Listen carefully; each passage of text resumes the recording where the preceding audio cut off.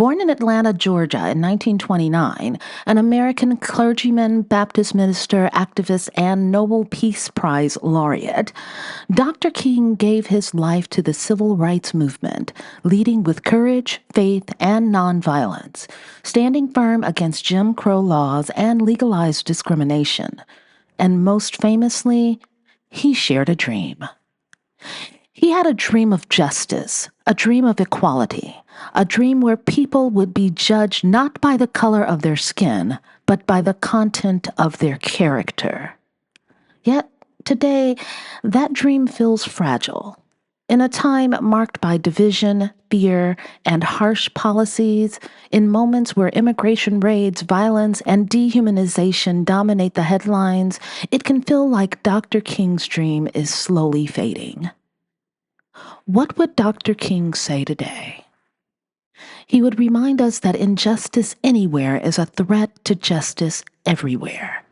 He would call for compassion over cruelty, accountability over lies, and nonviolence over chaos. And even as history is rewritten, even as sacrifices are minimized or brushed away, we remember. We remember the cost. We remember the courage. We remember the dream. Happy heavenly birthday, Dr. Martin Luther King Jr. Rest in heavenly peace. Thank you for your many sacrifices, seen, unseen, and never forgotten. Because Dr. Martin Luther King Jr.'s sacrifices were not just made on podiums or in front of cameras.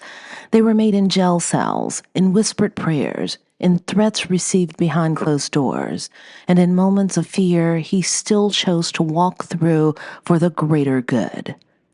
And yet today it feels as though those sacrifices are being brushed aside, minimized, rewritten, are treated as ancient history instead of a living warning. In my opinion, it feels like someone dusted off the files from the 1960s, studied them, and was impressed by the chaos. Because what we are witnessing right now, the fear, the division, the raids, the unrest, feels like chaos recreated. Different decade, same pain.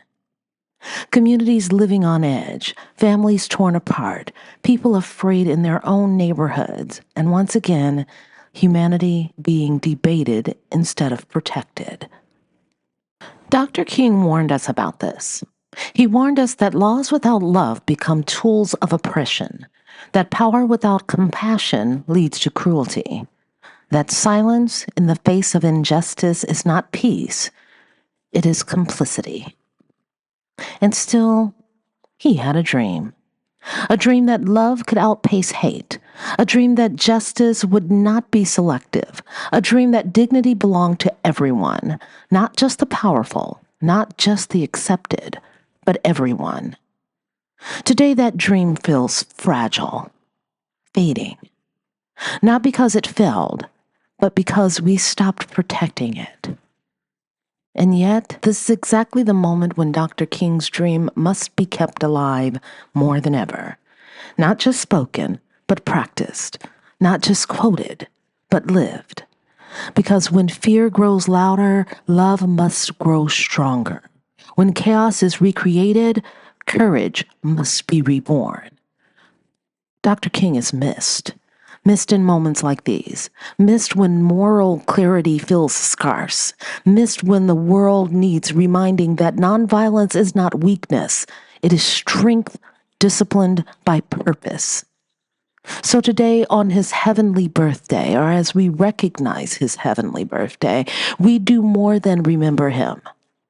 We recommit to the dream, to the work, to the belief that justice is possible if we are brave enough to carry it forward. Happy heavenly birthday, Dr. Martin Luther King Jr. Rest in heavenly peace. Your sacrifices were seen, they were felt, and they will never be forgotten. If you related to this tribute to Dr. Martin Luther King Jr. in honor of his heavenly birthday and King Day, Let me know in the comments if you think what is happening now is eerily similar to what happened in the 60s, or do you think it's just another distraction from the Epstein files? And please don't forget to like, comment, subscribe, and share for more stories beyond the legends that have shaped our lives. Until next time, keep the legacies alive by checking out this next video. Bye.